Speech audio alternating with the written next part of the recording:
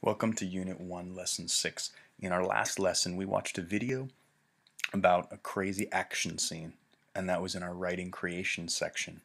So, students sent us their paragraphs, and I want to look at one paragraph today to review our last lesson and talk about our lesson today. If you didn't send us a paragraph last week, you can do the writing creation in our lesson today. Watch a video, write a paragraph, send it to us, and you'll get a review later this week from one of our teachers.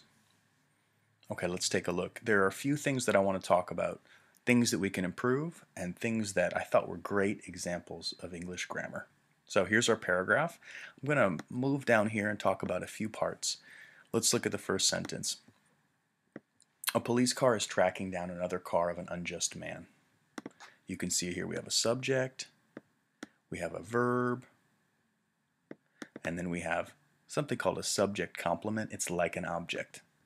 Here we have time, then we have a subject, then we have a verb, then we have a preposition which introduces a kind of object. Then we have another verb. We can say who did the action. It's the same subject that we had before, so we don't repeat it, but it's the policeman shoots the tire of the man's car. We have an object. So you're seeing the same grammar, subject, verb, object that we studied in our last lesson. And this student did a great job using that grammar that we practiced. The next thing, unexpectedly, it's kind of an adverb that tells us information. The car is our subject. Turns around is our verb. High up in the air tells us a place. And then we said in a surprising movement. It tells us how the action happened.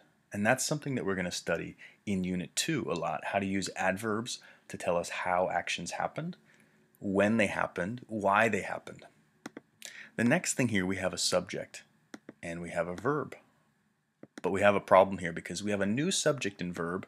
We can't use a comma. We need to start a new sentence. So I suggest using a period here. And here we see we have a new subject, we have a new verb, and we have an object. Then we have from his car, that tells us more information about the place. Cuffs his hands, that tells us a new verb and a new object. And then with rope tells us how the policeman did the action. Then we have another action that the policeman did. Another object takes him, and then to the court tells us the place. So again, this student used great subject, verb, object grammar, and the student added some information about the place, the time, and also how the action was done. Let's look at another sentence. In the courtroom, that tells us information about the place. A funny scene is shown, kind of subject, verb. The policeman is a subject. Communicate is a verb, a preposition. And the criminal man, that's another object. So we used a preposition with an object. That's something that we talked about a little bit in our last two lessons. And we're going to talk about it more in Unit 2. Here we had a reason, because he's speaking a different language. And that's something we talked about in our last lesson too. You can add a reason. Now, we have one little problem here. In this spot, we already have a place, we have a subject, and we have a verb.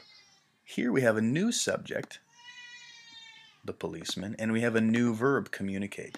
So we have to separate these with a period, and we're going to learn a lot about that in our lesson today. So, start our lesson today. I hope you enjoy it. I hope you send us a paragraph based on this lesson, and you'll get a review soon. All right, good luck.